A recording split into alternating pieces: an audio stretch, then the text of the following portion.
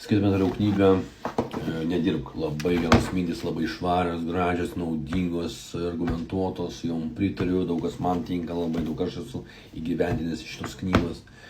Tai tikrai vienu žodžiu klausykit su malonumu ir ieškokit šitos knygos. Tik ne bibliotekos, nes bibliotekoje man reikalinga. Jei kiti žmonės negali realizuoti savo produkto, tu čia nekodėtas. Jei kiti žmonės negali sukurti komandos, tu čia nekodėtas. Jei kiti žmonės negali įkainuoti savo paslaugų, tu čia nekodėtas. Jei kiti žmonės negali uždirbti daugiau nei išleidžia, na, turbūt jau pats supratai. Kitas klaidingas įsitikinimas - reikia mokytis iš savo klaidų. Ką konkrečiai galima išmokti iš savo klaidų? Galima išmokti, ko nedaryti, bet ar tai yra vertinga? Juk vis tiek nežinai, ką reikia daryti. Palygink tai su mokymusi iš savo sėkmių. Sėkmė tau suteikia tinkamų argumentų, kai kas nors pavyksta. Tu žinai, kodėl tai pavyko ir gali pakartoti dar kartą ir kitą kartą tai padaryti dar geriau. Nesėkmė nėra sėkmės prielaida. Harvardo verslo mokyklos studija parodė, kad jau klesintys verslininkai yra daug labiau linkę toliau dirbti sėkmingai. Bet verslininkų, kurie yra patyrę nesėkmę, galimybė dirbti sėkmingai yra tokia pati, kaip ir tų, kurie įmonė pirmą kartą atrale. Žmonėms, kurie buvo patyrę nesėkmę, sekėsi taip pat kaip ir tiems, kurie iš vis nebandė. Svarbi tik sėkminga patirtis. Tai neturėtų nustebinti, kaip tik tai veikia gamta. Kaip tik taip veikia gamta. Evoliucija negaišta prie to, kas nepavyksta. Ji remiasi tuo, kas pavyko. Ir tu turėtum taip elgtis. Wow. Planuoti, tai spėlioti. Jeigu nesibūrėjęs, ilgalaikis verslo planavimas yra tik fantazavimas, egzistuoja per daug veiksnių, kurių tu nevaldai. Rinkos būklė, konkurentai, klientai, ekonomika ir taip toliau. Plano kūrimas tau leidžia jaustis taip, lyg kontroliuotum tai, ko iš tikrųjų negali kontroliuoti. O gal planus vadinkime tuo, kuo jie iš tikrųjų yra - spėjimais. Savo verslo planus pradėk vadinti verslo spėjimais, finansinius planus finansiniais spėjimais. Tyliau, Valkata.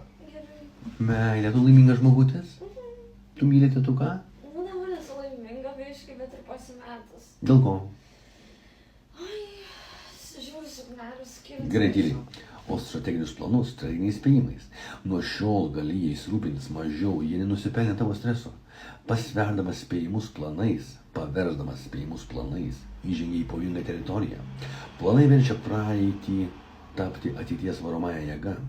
Jie tau uždeda akidangčius. Aš esu ten, kur esu, nes aš planavau to siekti. Ir tai yra problema, planai nepasiduoda improvizacijai. O tu turi improvizuoti, tu turi pasinaudoti galimybėmis, kurios atsiranda. Kartais tiesiog turi pasakyti, aš keičiu kryptį, nes taip reikia elgtis pagal šiandienos situaciją. Laikas, kai kuriami ilgalaikiai planai, taip pat yra netinkamas. Didžiąją dalį informacijos gauni ką nors darydamas, o ne iki tol. O kada rašomi planai? Dažniausiai iki ką nors pradedant, bet tai yra netinkamiausias laikas svarbiems sprendimams priimti. Mes nesakome, kad nereikėtų galvoti apie ateitį ir mąstyti, kaip reikės susitvarkyti su iškylančiomis kliūtimis. Tai vertinga treniruoti, tačiau neleisk savo to užsirašinėti ar tam skirti visą savo energiją. Jeigu parašysi didelį planą, greičiausiai juo vis tiek nesiremsi. Planai ilgesni nei keletas puslapių dulės tavo dokumentų spintoje ir pavirs fosilijomis. Aš šitą irgi sakau visada, su ko filmuojas, ypač art, kur apie Petrą video kūrė, kad tikrai nereikia apsikrauti per baisiai, nereikia ten dėl smulkmenų ten stresuoti ir parinti. Svarbiausia daryti, trumpai, aiškiai, viską konkrečiai daryti ir nebijoti ir neapsikrauti. Ir ypač nedaryti grandiozinių planų. Nes šnekėti gali visi, reikia daryti, reikia paimti ir daryti. Mesk spėliojimus, nuspręsk, ką daryti šią savaitę, ne šiemet. Perprask, kas dabar yra svarbiausia ir tai atlik. Priimk sprendimus tada, kai jų reikia, o ne iš karto. Daryti ekspromtų nėra nieko blogo, sėsk į lėktuvą ir skrisk. Gražesnius baltinius, skutimusių kremą ir datų šepetėlį nusipirksi vietoje, kai jau ten būsi. Taip, darbas be plano gali atrodyti baisus, bet darbas pasiremiant planu, kuris nieko bendra su tikrove, yra dar baisesnis. O kodėl augti? Žmonės klausia, kokio dydžio tavo įmonė. Tai vienas tų nereikšmingų klausimų pokalbių palaikyti, bet nereikšmingo atsakymo jie nesitikė. Kuo didesni skaičiai, tuo įspūdingiau, profesionaliau ir galingiau tu atrodai. Oho, neblogai, pasakys jie, jeigu turi daugiau kaip 100 darbuotojų. Jei tavo įmonė maža, jie pasakys, o, neblogai. Pirmoji frazė yra komplimentas, o antroji tiesiog mandagi reakcija. Kodėl taip yra? Kodėl verslui yra svarbus augimas? Kodėl plėtra visada yra tikslas? Kuo įmonės trauka dydis išskyrus ego? Kuo įmonės traukia dydis išskyrus ego patenkinimą? Atsakymas – masinės gamybos ekonominiai pranašumai netinka. Kuo bloga rasti tinkamą įmonės dydį, ar tokį pasilikti? Ar mes, žiūrėdami į Oksfordo ar Harvardo universitetus, sakome, jeigu jie tik plėstųsi, kurtų filialus, samdytų daugiau dėstytojų, kurtų studentų miestelius visame pasaulyje, bet tada tai būtų puikūs universitetai? Žinoma, kad ne. Šias institucijas mes vertiname ne pagal tai. Tad kodėl pagal tai vertiname verslo įmonės? Galbūt tinkamas tavo įmonės dydis yra 4 darbuotojai, gal 40, gal 200. O gal tai tiesiog tu ir nešiojamas kompiuteris. Nespręsk, kokio dydžio tavo įmonė turi būti. Stengdamasis užbėgti įvykiams už akių, auklėja tai ir spręsk, kas tau tinka per ankstyvas darbuotojų samdytas nesąmonė.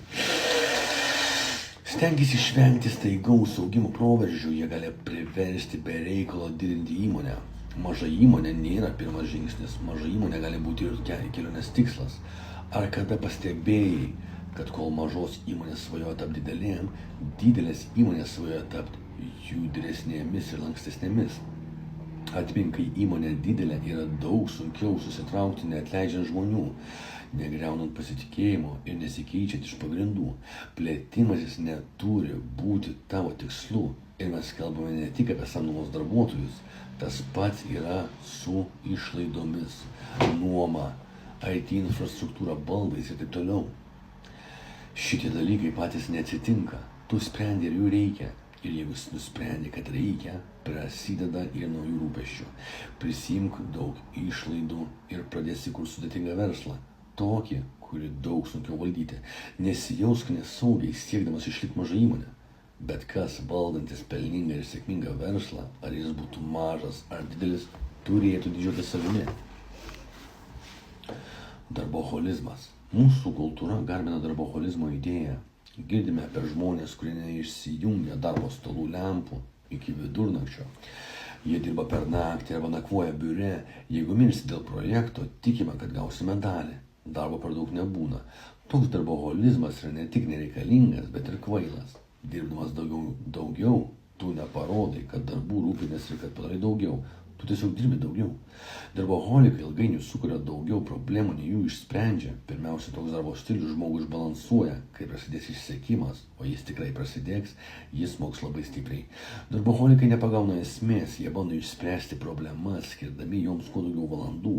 Intelektinį tingumą jie bando pateisinti brutalia jėga. To rezultatas nevykę sprendimai. Jie netgi sukuria krizes, jie nesistengia dirbti produktyviau, nes jiems patinka dirbti viršvalandžius, jiems patinka jaustis herojais, jie sukuria problemas, dažniausiai nesąmoningai, vien tam, kad galėtų ilgiau padirbėti. Darboholikai verčia kolegas, kurie nepasilieka po darbo, jaustis nepatogiai dėl to, kad jie darbe praleidžia numatytą laiko kiekį. Kolegos pradeda jaustis kalti, o tai veda į niūrią visuotinę kolektyvo nuotaiką. Be to, tai sukuria sėdiniavimą, žmonės pasilieka po darbo vien tik dėl įsipareigojimo, net jei jie nebegali produktyviai dirbti. Nebereikia įmonininkų. Pamirškime terminą įmonininkai. Jis pasenęs ir turi nereikalingų konotacijų. Jis skamba kaip uždaras klubas. Kiekvienas turi galėti sukurti savo verslą, ne tik ta reta rūšis, kuri vadinasi įmonininkai. Atsirado nauja žmonių grupė, kurianti verslo įmonės. Jie gauna pelną, tačiau nesivaidina įmonininkais. Dauguma jų net nesivadina įmonių savininkais. Jie tiesiog daro tai, ką mėgsta ir gauna už tai atlygį. Pakeiskime tą prašmatniai skambantį žodį į ką nors žemiškesnio. Vietoj įmonininko vartokime žodį starteris. Kiekvienas, kas sukuria naują įmonę, yra starteris. Tam nereikia MBA, verslo administravimo, magistro išsilavinimo, sertifikato, prabangaus kostiumo, lagamino ar didesnio nei vidutinio polinkio rizikuoti. Tai reikia idėjos, trupučio pasitikėjimo savimi ir postūmio pradėti. Pirmyn, palik ženklą visatoje, kad arba sektųsi, reikia jaustis, lyg darytum kažką reikšmingą. Lyg būtum svarbus visatos mechanizmo varžtelis, lyg esi kažko svarbaus ir didelio dalis. Bet tai nereiškia, kad turi išrasti vaistą nuo vėžio. Tiesiog tavo pastangos turi būti vertingos. Iš klientų nori išgirsti. Tavo produktas, paslauga pagerina mano gyvenimą. Tu nori jaustis, kad jeigu nustosi daryti tai, ką darai, žmonės pastebės. Tau reikėtų paskubėti, amžinybės neturi, tai viso tavo gyvenimo darbas. Tu nori sukurti dar vieną produktą ir supurtyti rinką. Tai, ką darai, yra tavo palikimas. Nesėdėk ir nelauk, kol kas nors padarys tavo norimus pakeitimus. Ir nemanyk, jog reikia didžiulės komandos, kad nuveiktum ką nors reikšmingą. Tarkim, Craigslist, kuris pakeitė tradicinį skelbimų verslą. Turėdama tik keliasdešimt darbuotojų, įmonė generuoja $10 milijonų pelno, valdo vieną populiariausių tinklapių internete ir visiškai sunaikino tradicinį skelbimų laikraščių verslą. Tinklapis The Drudge Report, kurį valdo Mattas Džudžesas, yra vieno žmogaus projektas, tačiau jis turi didžiulį poveikį visai naujienų rinkai. Televizijos prodiuseriai, radio laidų vedėjai ir laikraščių, biški galva aukščiau. Ir laikraščių, galva aukščiau su kopitukas. Ir laikraščių korespondentai lankosi šiame tinklapyje, kad rastų temų savo straipsniams, laidoms ar pokalbiams. Jei ketini ką nors daryti, daryk tai, kas svarbu. Šie nedideli žaidėjai atsirado iš niekur ir sunaikino senus verslo modelius. Tu gali padaryti tą patį savo rinkoje. Pasikasyk pats. Paprasčiausias ir tiesiausias būdas sukurti puikų produktą ar paslaugą yra kurti tai, ką pats norėtum naudoti. Tai leidžia kurti tai, ką žinai ir iškart suprasti. Savo įmonėje mes kūrėme produktus, kur reikia mūsų pačių verslui. Pavyzdžiui, norėjome fiksuoti, su kuo bendravome, ką sakėme ir ką reikia daryti toliau. Sukūrėme high-rise kontaktų valdymo programinę įrangą, nereikėjo jokių fokus grupių, rinkos studijų ar tarpininkų. Mums nieštėjo, todėl pasikasėme. Kurdamas produktą ar paslaugą, kasdien turi priimti šimtus mažyčių sprendimus, spręsdamas kitų problemas, tu tiesiog nuolat grabalinėji tamsoje. Kai išsprendi savo problemą, įsijungia šviesa. Tu tiksliai žinai, koks atsakymas yra teisingas. Išradėjas Jamesas Dysonas pasikasė. Namuose siurbdamas dulkes jis pastebėjo, kad mažėja dulkių siurblio įsiurbimo gale. Dulkės užkimšdavo maišelio ant gėlės ir blokuodavo oro tėkmę. Tai nebuvo kieno nors kito įsivaizduota problema. Tai buvo tikra problema, kuri iškilo jam pačiam, todėl jis nusprendė išspręsti problemą ir sukūrė pirmąjį pasaulyje cikloninį dulkių siurblį be maišelio. Vincui Fitchui, timpanų grojusiam Bostono simfoniniam orkestre, kilo mintis patobulinti būgnininko lazdelę. Lazdelės, kurias jis naudoja, ne visai tiko jo grojimui, todėl jis pradėjo gaminti ir pardavinėti lazdeles savo namų rūsyje. Vieną dieną jis netyčia iš rankų išmetė ryšulėlį lazdelių ir jos visos atsitrenkusios į grindis suskambėjo skirtingai. Tai išgirdęs jis pradėjo atrinkinėti lazdeles pagal drėgmę, svorį, tankumą ir tono aukštį, dėdamas jas į identiškas poras. Tai netgi tapo jo šūkiu – tobula porelė. Šiandien Vico Firtho įkurta įmonė pagamina po 85 000 lazdelių kasdieną ir užima apie 2% visos būgnų lazdelių rinkos. Bėgikų treneris Bilas Bowermanas nusprendė, kad jo komandai reikia geresnių, lengvesnių bėgimo batelių. Jis nuėjo į savo dirbtuvę ir į šeimos vaflių keptuvę. Supylė gumą. Taip atsirado garsusis Nike vaflių formos padas. Žmonės norėjo numalšinti savo niežulį ir atskleidė, kad daugybė žmonių reikia to, ko reikia ir jiems. Tu turėtum elgtis lygiai taip pat. Kurdamas tai, ko tau reikia pačiam, gali iškart, nesiremdamas jokiais tarpininkais, vertinti produkto ar paslaugos kokybę. Mary Kay Wagner Mary Kay Cosmetics įkūrėja žinojo, kad jos produktai kokybiški, nes pati jos naudojo. Juos ji gavo iš vietinių kosmetologų, kuris tiekia produktus savo klientams, giminaičiams ir draugams. Kai kosmetologas mirė, Mary Kay iš šeimos narių perpirko jos sukurtus produktus, receptus ir nereikėjo fokus grupių ar mokslo tyrimų, kad išsiaiškintų, ar produktai kokybiški. Jai užteko pažiūrėti savo odą. Geriausiai joks toks požiūris, spręsk savo problemą, priverčia pamėgti tai, ką kuri. Tu iš labai arti matai problemą ir jos sprendimo vertę. Galų gale tu, jei pasiseks prie šio produkto, dirbsi ne 1 metus. Galbūt net visą likusį gyvenimą. Todėl geriau tai būtų kas nors, kas tau rūpi iš tikrųjų. Pradėk ką nors daryti. Visi turime draugų, kurie sako, buvau sugalvojęs kažką panašaus į eBay. Jeigu tik būčiau ko nors daręs, dabar jau būčiau milijardierius. Toks mąstymas yra apgailėtinas ir apgaulingas. Turėti idėją panašiai į eBay dar nereiškia, kad gali sukurti eBay. Svarbiausia tai, ką darai, o ne tai, apie ką galvoji ar planuoji. Manai, kad tavo idėja vertinga. Pabandyk ją parduoti ir sužinosi, kiek tau už ją siūlys. Tikriausiai atsakymas bus nedaug. Kol nepradedi, ko nors daryti, idėja ir lieka idėja. O idėjų turime visi. Stanley Kubrickas taip patarė jauniems kino kūrėjams. Pasimkite kamerą, juostos ir sukurkite kokį nors filmą. Jisai suprato, kad jeigu bandai kažką naują, reikia iškart pradėti kurti. Todėl reikia griebti kamerą, paspausti rekordį ir pradėti filmuoti. Idėjos yra pigios ir jų yra daug. Pradinė idėja yra tokia smulki verslo dalis, kad ji yra praktiškai nereikšminga. Daug svarbiau yra tai, kaip ją išpildai. Laiko trūkumas nėra pasiteisinimas. Vienas dažniausių pasiteisinimų – neužtenka laiko. Žmonės sako, kad norėtų įkurti įmonę, išmokti groti kokiu nors instrumentu, kažką išrasti, parašyti knygą ar dar ką nors, bet para tiesiog tam per trumpa. Baik juokus. Jeigu laiką leidi tinkamai, jo visada atsiranda ir negalvo, kad reikėtų mesti įprastą darbą. Pasilik jame, o savo projektą plėtok vakarais. Užuot žiūrėjęs televizorių ar žaidęs World of Warcraft, plėtok savo idėją. Užuot ėjęs miegoti 10 vakaro, eik miegoti 11. Mes nesiūlom visai nemiegoti ar dirbti po 16 valandų per parą. Mes siūlom susitaupyti kelias valandas per savaitę ir jas išnaudoti. Tų kelių valandų per savaitę užtenka kam nors pradėti ir vykdyti. Kai pradėsi daryti, sužinosi, kaip rimtai esi nusiteikęs vykdyti savo projektą. Jeigu neišdegs ir toliau dirbsi kaip dirbai kasdienime darbe iki tol, nerizikuoji nieko daugiau, tik trupučiu laiko. Ar tikrai reikia 10 darbuotojų, ar 2-3 žmonės gali atlikti tą patį darbą? Ar tikrai reikia $500 000, o gal užteks 50 000 ar 5 000? Ar tikrai užtruksi pusę metų, o gal užteks 2 mėnesių? Ar tikrai reikia biuro, o gal iš pradžių gali dirbti namuose, ar su kuo nors dalytis biuru? Ar tikrai reikia sandėlio, o gal užteks išsinuomoti nedidelę erdvę? Arba naudotis garažu ar rūsiu, kol užtenka vietos?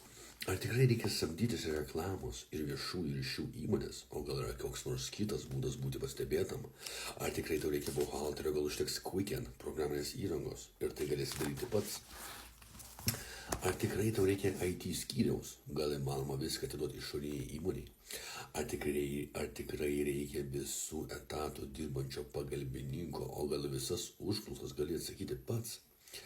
Ar tikrai reikia atidaryti parduotuvę, gal užteks ir prekybos internetu? Ar tikrai reikia prašmatnių vizitinių kortelių, odinių įdėklų ir lankstinukų, gal galima kol kas to atsisakyti? Esmę supratai, galbūt vėliau tau prireiks visų šių dalykų, bet ne dabar.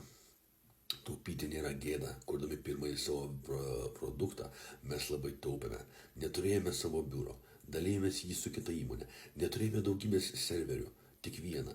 Mes nesireklamavome, tiesiog pasakojame apie savo produktą internete, nesamdome nieko atsakinėti į elektroninius laiškus, įmonės įkūrėjas atsakinėjo į juos ir mums pavyko. Didžiausios įmonės visada prasideda nuo garažo, taviškiai irgi tai gali. Kurkite verslą, o ne pradedančią firmą. Tos pradedančios firmos, tai tokia ypatinga įmonių rūšis, kuris susilaukia daug dėmesio, ypač technologijų versle. Pradedanti firma yra stebuklinga vieta. Tai vieta, kurioje išlaidos yra kažkieno kito rūpestis. Tai vieta, kurioje varginantis žodis pajamos užmirštamas. Tai vieta, kurioje gali išleisti visus kito žmogaus pinigus, kol sugalvosi, kaip uždirbti savo. Tai vieta, kurioje neveikia verslo dėsniai. Tačiau bėda ta, kad ši vieta yra tik stebuklinė pasaka. Bet kurį verslą, seną ar naują, valdo tos pačios rinkos jėgos ir tie patys ekonomikos dėsniai. Pajamos į išlaidos iš uždirbti pelną arba nieko nepavyks. Pradedančios firmos bando neigti šią realybę. Jas valdo žmonės, kurie stengiasi atidėti neišvengiamybę tą akimirką, kai verslas turi ūgtelėti, duoti pelną ir tapti tikrų veikiančių verslų. Bet kas besivadovaujantis požiūriu, ateityje sugalvosime iš kur gauti pelną, elgesi tiesiog juokingai. Būtų tas pats pastatyti kosminę raketą ir pasakyti, apsimeskime, kad žemės traukos nėra. Verslas be būdo, kaip uždirbti pelną, nėra verslas, tai hobis. Per daug nesusižavėk pradedančios firmos idėją. Verčiau pradėk tikrą verslą. Tikras verslas susiduria su tikrais dalykais, tokiais kaip sąskaitos ir atlyginimai. Tikro verslo rūpestis nuo pirmos dienos yra pelnas. Tikras verslas savo problemų nemaskuoja, sakydamas, viskas gerai, mes juk pradedanti firmą. Elgis taip, kaip tikro verslo savininkas ir sėkmę pasiekti bus lengviau. Tau reikia atsidavimo strategijos, ne atsitraukimo strategijos. Stengimasis parsiduoti, rizikuoji pasiduoti. Stengdamasis parsiduoti, rizikuoji pasiduoti. Kitas dalykas, kurį dažnai girdi, o ką darysi, jeigu nepasiseks? Tai girdi jau iš pat pradžių. Kas negerai žmonėms, kurie galvoja, kad palikti projektą dar nepradėjo vykdyti. O ko skubėti? Kažkas negerai su tavo prioritetais, jeigu mąstai apie išnirimą dar prieš panirdamas. Ar pradėdamas romantiškus santykius galvoji apie išsiskyrimą? Ar pasirašai vedybinę sutartį per pirmą pasimatymą? Ar susitari dėl susitikimo su skyrybų advokatu vestuvių rytą? Tai būtų kvaila, ar ne? Tau reikia atsidavimo, o ne atsitraukimo strategijos. Tau reikia galvoti apie tai, kaip kuo sėkmingiau plėtoti projektą, o ne kaip iššokti iš skęstančio laivo.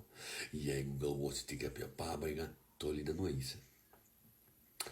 Turbūt esi matęs nemažai jaunų karjeros siekiančių verslininkų, kurie deda daug vilčių, kol koks nors didis verslininkas juos nupirks. Bet kokia galimybė yra labai maža. Egzistuoja tik nedidelė tikimybė, kad kas nors imsis ir nupirks. Galbūt 1 iš 1000, galbūt 1 iš 10 000.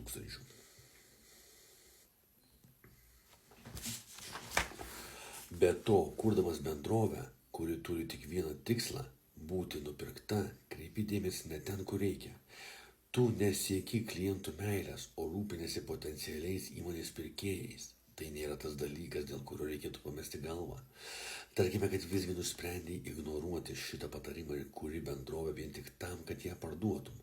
Sukurti verslą, jį parduoti ir užsidirbti krūvelę pinigų. Iškeliauji į kokią nors salą ir visą dieną siurbšiji ananasų kokteilius. Ar tu tikrai to siekiai? Ar iki visiškos laimės tau reikia tik pinigų? Ar iš tiesų tai patinka labiau nei užsiimti mėgstamų verslų? Kaip tik dėl to dažnai girdi apie verslininkus, kurie parduoda savo verslus, pailsi pusę metų ir vėl sugrįžta atgal į žaidimą. Jie tiesiog pasilgsta to, ką prarado. Jie dažniausiai grįžta su verslo idėja, kuri ne per pus nėra tokia gera kaip ankstesnė. Netapk jais. Jeigu pavyko ką nors gero padaryti, tęsk. Sėkmė neaplanko itin dažnai. Neleisk savo įmonei tapti ta, kuri pranyksta. Nuoma, ilgalaikiai kontraktai, inventorius, susirinkimai. Neaugink masės, pagalvok apie mažesnę masę. Šiuo metu tu esi pats mažiausias, liekniausias ir greičiausias, negu kada nors dar būsi. Bet tuoj pradėsi augintis masę. Ir kuo masyvesnis objektas, tuo daugiau energijos reikia, kad jis pakeistų kryptį. Versle viskas taip pat kaip ir fizikoje. Masę augina ilgalaikės sutartis, papildomi darbuotojai, ilgalaikiai sprendimai, susitikimai, sudėtingi procesai, inventorius, fizinis ar protinis, techninė ir programinė įranga, ilgalaikiai planai, biuro politika. Stenkis šių dalykų vengti, kad galėtum keisti kryptį, kaip panorėjęs, kuo brangesnis ir sudėtingesnis yra pokytis, tuo mažesnė tikimybė, kad jį padarysi. Didelėms organizacijoms pasikeisti užtrunka metus. Užuot veikusios jos kalba, užuot dirbusios jos susitinka. Kol neprisiauginai papildomos masės, gali pasikeisti per akimirką. Pakeisti verslo modelį, produktą, funkcijas ir ar rinkodaros kryptį. Gali padaryti klaidų ir jas tuoj pat ištaisyti. Gali pakeisti savo prioritetus, produkto sudėtį ar dėmesio centrą. Bet svarbiausia, gali pakeisti savo mąstymą. Progresas. Mažiau yra geras dalykas. Apsibrėžk rėmus. Neturiu pakankamai pinigų, laiko, žmonių, patirties. Nustok inkšti. Mažiau yra geriau. Rėmai yra tiesiog užmaskuoti pranašumai. Riboti ištekliai verčia suktis su tuo, ką turi. Neturi nieko, ką galėtum iššvaistyti, o tai verčia veikti kūrybiškai. Ar esi kada nors matęs ginklų iš muilo ar šaukštų, kurių pasigamina kaliniai? Jie verčiasi su tuo, ką turi. Mes nesakome, kad turėtum kam nors tuoj pat suvaryti peilį. Pasistenk žvelgti kūrybiškai ir nustebsi, kaip su mažai galima padaryti daug. Rašytojai nuolat stato save į rėmus, kad išsilaisvintų savo kūrybiškumą. Šekspyras mėgavosi rašydamas sonetus. Sonetas tai yra kanoniškos strofinės sandros. Haiku ir limerikų rašymo taisyklės taip pat yra griežtai apibrėžtos.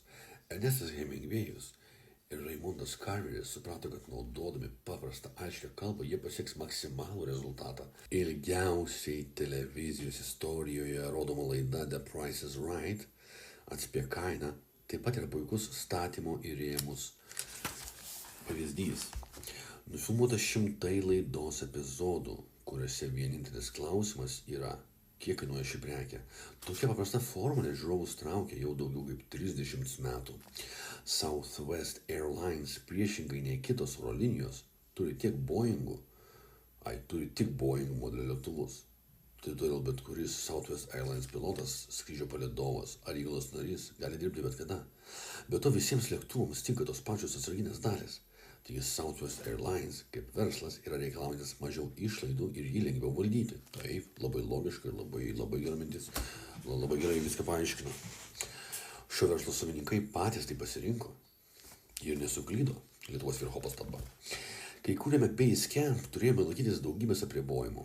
Tuo pačiu metu turėjome valdyti ir dizaino įmonę, teikti klientams paslaugas. Laikas tarp pagrindinių programuotojų skiriasi 7 valandomis. Vienas Danijoje, kiti Amerikoje. Komanda buvo maža ir neturėjome išorinio finansavimo. Dėl tokių apribojimų galutinį produktą padarėme labai nesudėtingą. Šiuo metu turime daugiau išteklių ir darbuotojų, bet vis tiek statome save į rėmus. Stengiamės, kad vienu metu prie vieno produkto dirbtų daugiausia 2 darbuotojai ir nuolat stengiamės produktų neperkrauti papildomomis funkcijomis. Šitaip išvengėme be reikalo išpūstų produktų su funkcijomis, kurių vis tiek niekas niekada nenaudos. Todėl prieš pradėdamas dainelę žodžiais neužtenka. Pabandyk pažiūrėti, ką gali pasiekti su tuo, ką turi. Geriau pusė gero, negu visas blogas. Sukurk pusę gero produkto, o ne visai blogą produktą. Krūva gerų idėjų paversti niekam tikusiu produktu galima labai greitai. Tiesiog bandyk įgyvendinti jas visas iškart. Tiesiog neįmanoma padaryti visko, ko nori ir padaryti visko kokybiškai. Turi ribotą laiką, išteklius ir sugebėjimus. Pakankamai sunku yra atlikti vieną darbą kokybiškai. 10 iškart pamiršk. Pamiršk keletą gerų idėjų, kad vieną padarytum gerai. Perpjauk ambicijas per pus.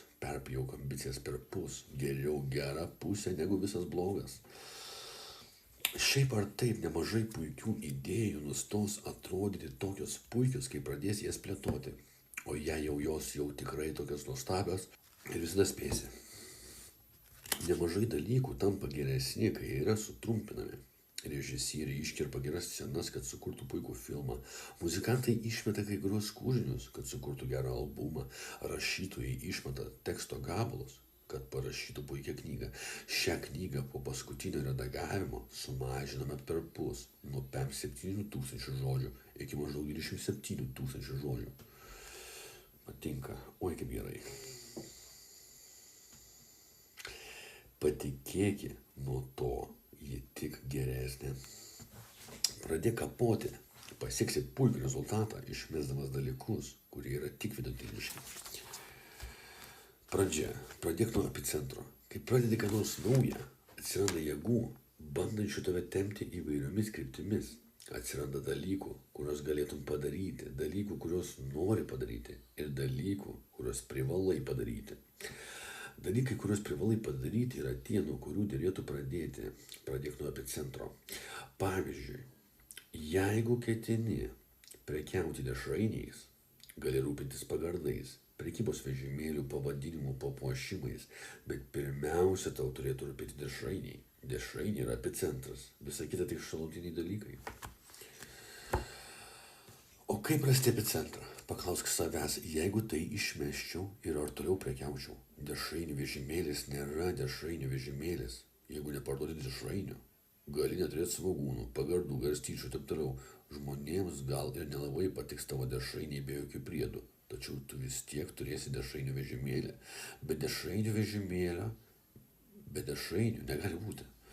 Sužinok, kas yra tavo epicentras, kuris dėmuo iš tavo lygties negali būti išbrauktas. Jeigu gali apsieiti be kai kurių dalykų, jie nėra tavo epicentras.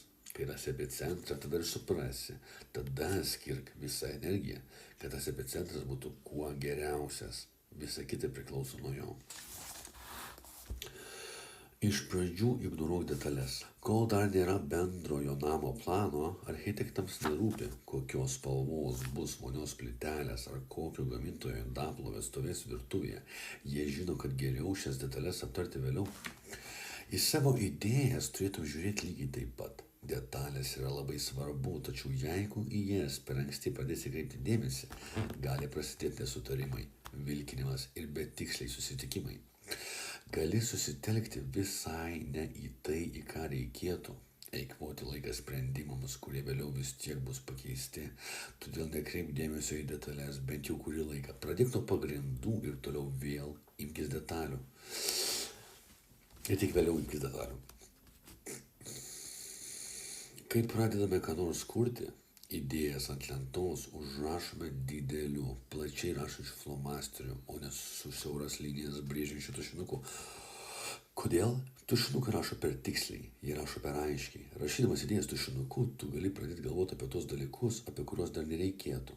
Ar gražiai ir aiškiai užrašyta, gal kai kur reikėtų pradėti skyrybos ženklą ir panašiai. Su flomasteriu galima brėžti tik linijas, formas ir langelius, ir tai yra gerai. Pirmiausia, turėtų rūpintis tik bendrų vaizdų.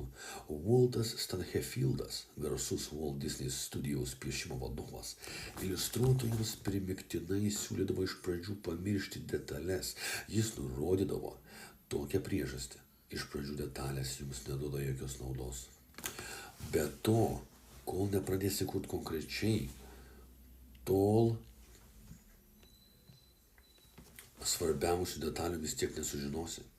Tik pradėjus kurti paaiškės, kam reikia skirti daugiausia dėmesio. Pradėsi justi, ko trūksta, tada ir skirk tam dėmesio, o ne anksčiau. Profesorius Laurynas Vaibach. Sprendimai yra progresas. Priimk sprendimus ir progresuok.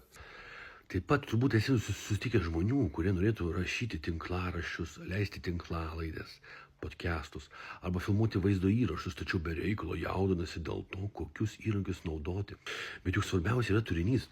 Gali išleisti krūvas pinigų brangiausiams įrankiams, tačiau jeigu neturėsi ko pasakyti, vadinasi, neturėsi ko pasakyti.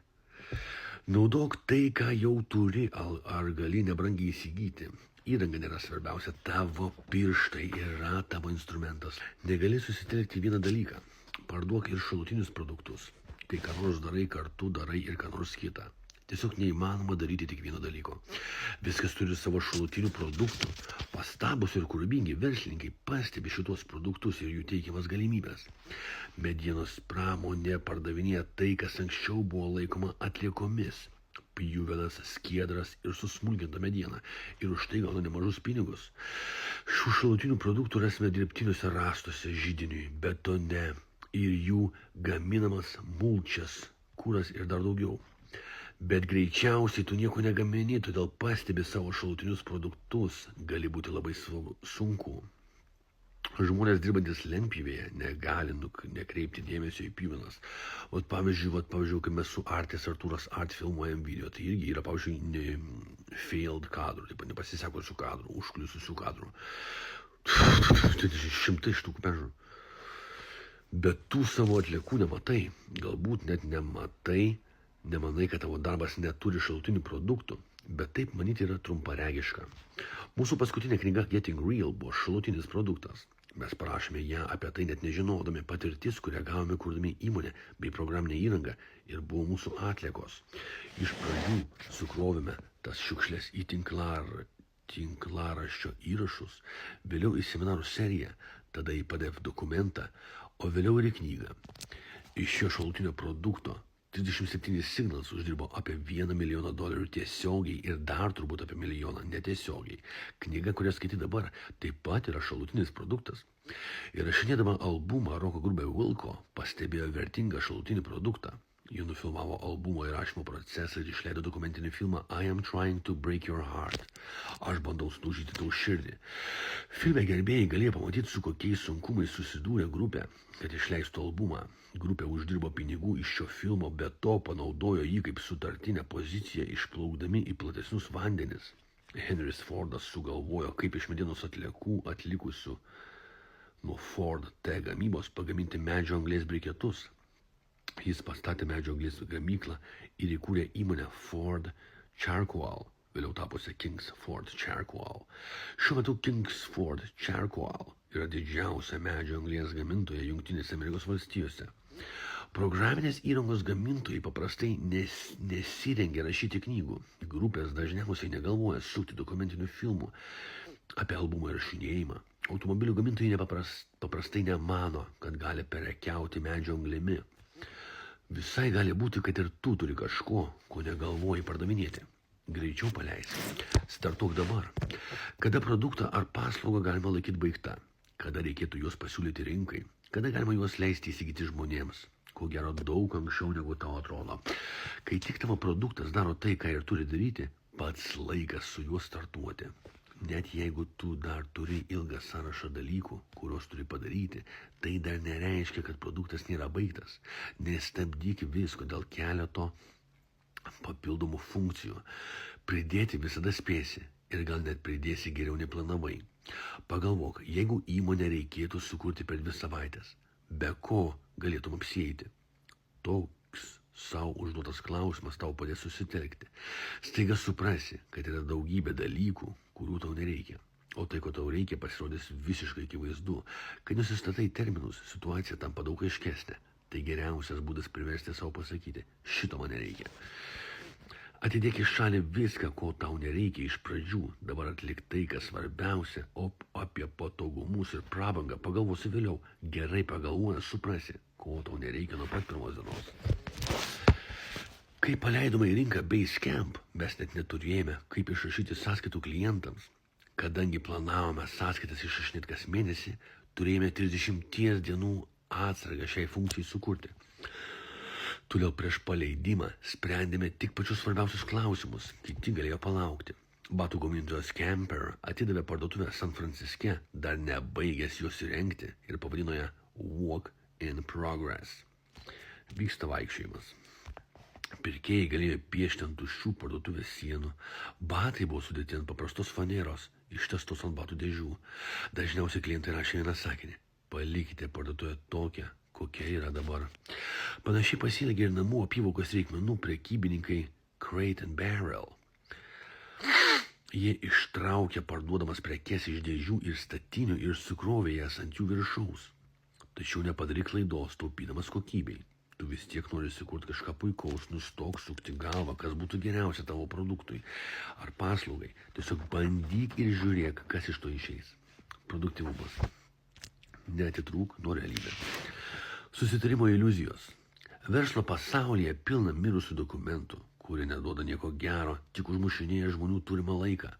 Ataskaitos, kurių niekas neskaito, diagramos, į kurias niekas nežiūri, specifikacijos, kurios niekad nebūna panašios į pabaigtą produktą. Tokius dokumentus sukurti užtrunka daugybę laiko, o užmiršti keletą sekundžių. Jei nori ką nors paaiškinti, pabandyk perkelti tai į realybę. užuot apibūdinęs, kaip kas atrodo, nupiešk.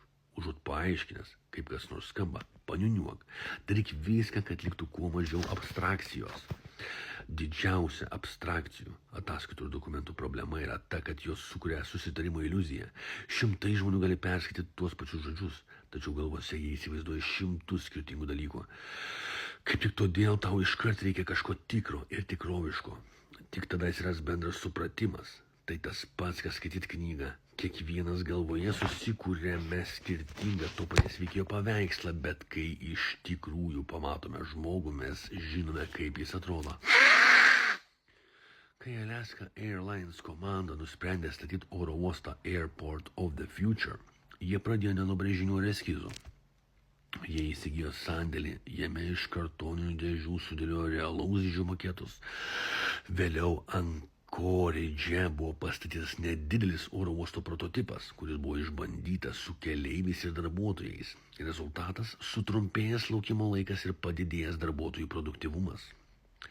Plačiai žinomas ir gerbiamas baldininkas Samas Malufas yra sakęs, kad neįmanoma padaryti tokio brėžinio, kuriame būtų galima atskleisti visas subtilės kėdės ar stalo detalės. Kartais, kol nepaimu į rankas balto, tai yra kalto ar dildės, aš net nežinau, kaip konkreti detalė atrodys, sakė jis. Tai yra kelias, kuriuo turėtum eiti. Išsitrauk kaltą ir pradėk daryti ką nors realaus. Visa kita tave tik išblaškys. Visai nesunku lenkti nugarą ir daryti tai, ką reikia daryti. Daug sunkiau yra pakelti galvą ir paklausti savęs, kodėl. Žemiau rasi keletą klausimų, kuriuos turėtum užduoti savo, kad galėtum įsitikinti, jog darai tai, kas svarbu. Kodėl tai darai? Ar kada esi pagalvojęs, kad darai kažką, bet nežinai kodėl? Tarkim, kažkas liepia tau tai padaryti. Tiesą sakant, tai pasitaiko gana dažnai. Todėl yra taip svarbu, kodėl tu. Kam tai skirta? Kokia iš to nauda?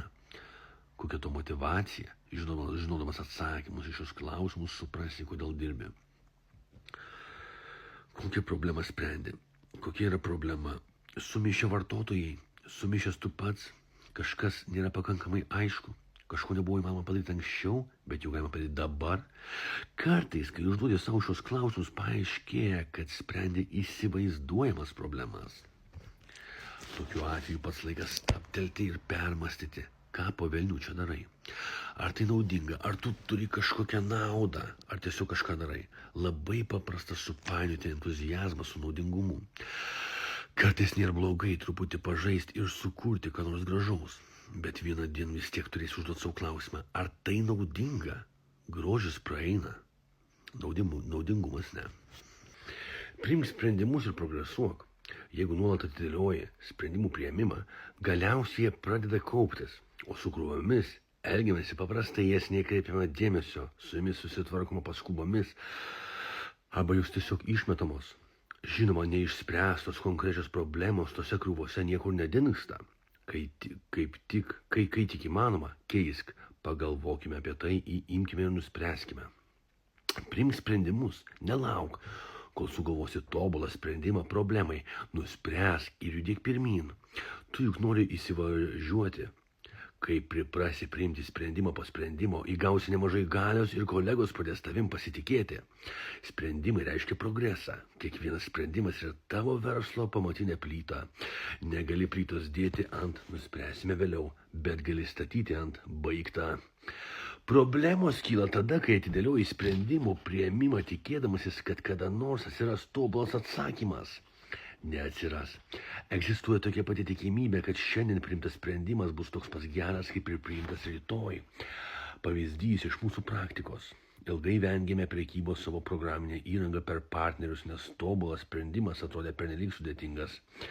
Manėme, kad reikės automatizuoti mokėjimus, siūsti mokėjimo čekius, nagrinėti užsienio šalių mokesčių įstatymus, jeigu ten nuspręsime rasti verslo partnerių. Ir taip toliau. Proveržis įvyko, kai uždavėme savo klausimą, ką galėtume padaryti, kad būtų netobula, bet bent pakankamai gerai. Atsakymas atsisakyti su partneriais pavedimu, o ne grynaisiais pinigais. Taip ir padarėme. Pradėjome nuo to ir galų gale sukūrėme sistemą, kaip su jais įsiskaityti grynaisiais pinigais. Tai taip pat labai svarbu. Jeigu padarai klaidą, neprivalai su ja gyventi amžinai, gali ją tiesiog ištaisyti. Atmink, kad ir kaip kruopščiai planuosi, ten kažką padarys ne taip. Nesunkink situacijos pernelyg analizuodamas arba atidėliodamas dar prieš pradėdamas dirbti. Ilgi projektai trukdo bendrai kolektyvo dvasiai. Kuo ilgiau kas nors yra plėtojama, tuo mažesnė tikimybė, kad produktas bus baigtas, tad imkis veiksmų, judėk pirmin, kol dar turi pakankamai motyvacijos ir varomosios jėgos. Tapk kuratoriumi. Nesukursi puikaus muziejaus vien tik surinkęs viso pasaulio meną į vieną vietą. Taip sukursi sandėlį. Muziejų puikų daro ne tai, kas sukabinta ant sienų. Kažkas priima sprendimus. Muziejuje dirba kuratorius, kuris sprendžia, kas turi palikti, kas turi pasilikti, o kas ne. Atsiranda savotiškas redagavimo procesas. Daug daugiau meno kūrinių yra ne ant sienų, o už jų. Svarbiau tai, ką atmeti, todėl nuolat ieškok dalykų, kuriuos galėtum išmesti, supaprastinti ir racionalizuoti. Tap kuratoriumi, pasilik tik tai, kas būtina, paprastink, kol liksi tik su tuo, kas iš tikrųjų svarbu, tada pasistenk dar supaprastinti, jeigu ko nors pritrūks, galėsi pridėti vėliau. Zingermans yra vienas žinomiausių gardėsių parduotuvių visose Amerikos valstijose. Ji tokia tapo tik dėl to, kad jos savininkai save mato kaip kuratorius. Jie ne tik pripildo savo lentynas, jie jas kuruoja. Pavyzdžiui, neatsitiktinai Zingermans parduoda tiek alyvuogių aliejaus. Jie tiki, kad kiekviename butelyje yra supiltas išskirtinės kokybės aliejus. Savininkai pripažįsta, aliejaus tiekėjus jau daugybę metų jie yra lankėsi aliejaus gamykloje, netgi yra skinę alyvuoges, todėl jie gali užtikrinti, kad aliejus skonis bus tiesiog puikus. Paskaityk, ką Zingermans savininkas pasakoja apie Pasolivo alyvuogių aliejų įmonės interneto tinklapyje. Pirmą kartą šio aliejaus visiškai atsitiktinai paragavau prieš daugybę metų. Rinkoje yra daugybė alyvuogių aliejaus rūšių, jie supilstomi į gražius butelius, už jų slypi įspūdinga istorija, bet jie nėra tokie puikūs kaip šis. Pasolivo iškart atkreipė mano dėmesį, jos skonis galingas, stiprus ir sodrus, kaip tik tokį aliejų aš labiausiai ir mėgstu.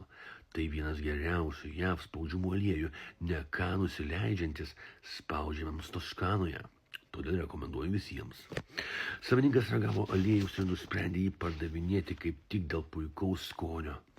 Svarbu ne įpakavimas, rinkodara ar kaina, svarbiausia skonis. Jis paragavo ir suprato, kad privalo jo prekiauti. Tu taip pat turėtum laikytis tokio požiūrio. Skirk mažiau dėmesio problemai.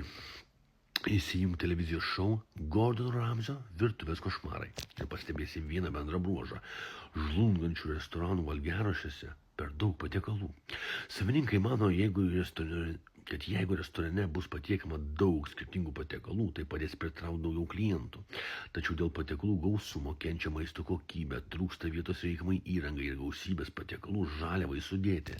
Todėl Gordono Ramsio pirmas žingsnis valgiaraščio sutrumpinimas nuo 30 patiekalų iki maždaug 10. Pagalvok apie tai. Pirmiausia, apkarpimas, tobulinimas prasideda vėliau. Kai kas nors nesiseka, natūraliai stengiamasi skirti daugiau išteklių problemai spręsti. Daugiau darbuotojų, daugiau laiko, daugiau pinigų. Tačiau nuo to problema tik didėja. Teisingiau būtų eiti priešingą kryptimi, skirti mažiau. Daryk mažiau. Tavo projektas nenukentės tiek, kiek tau atrodo. Tiesą sakant, gali tai būti, kad tau netgi pasiseks. Būsi priverstas priimti sunkius sprendimus ir kreipti dėmesį į tai, kas svarbiausia. Jei pradėsi nukeldinėti terminus ir didinti biudžetą, tiesiog negalėsi sustoti. Sutelk dėmesį į tai, kas nesikeis. Daugybė žmonių ieško kažko, kas gali tapti sensacija. Jie prisiriša prie to, kas nauja ir karšta. Jie vaikosi naujausių krypčių ir technologijų. Tai kvailio kelias. Tokiu atveju madingumas, o ne esmė tampa svarbiausiais dalykais. Pradedi kreipti dėmesį į tai, kas dažnai keičiasi, o ne į tai, kas išlieka. Tavo verslo pagrindu turi tapti tai, kas nesikeis. Tai dalykai, kurių žmonės nori ir dabar, ir norės po 10 metų.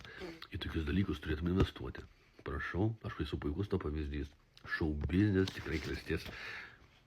Kol yra žmogus šitam pasaulyje, tol bus šou biznis, tol žmogus norės juoktis. Matyt, geras šou. Amazon.com pagrindiniai pranašumai. Greitas arba nemokamas pristatymas, didelis pasirinkimas, palanki prekių grąžinimo politika ir prieinamos kainos. Žmonės to visada reikės.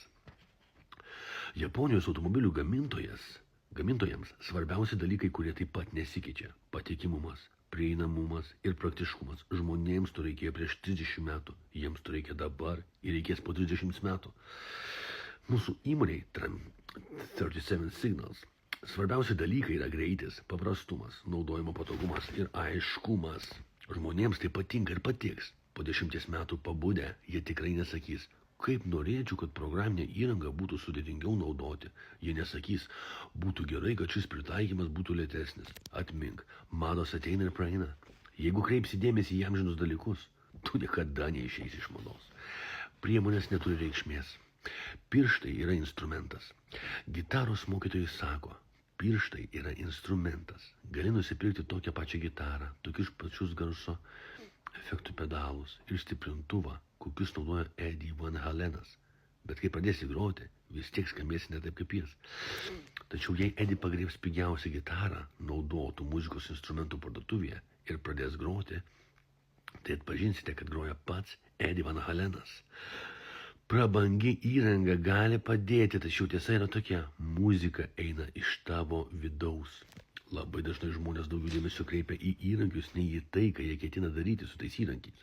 Turbūt pažįsti keletą dizainerių, kurie naudoja krūvą skirtingų šriftų, pačius išmoningiausius Adobe Photoshop filtrus, bet vis tiek neturi ko pasakyti.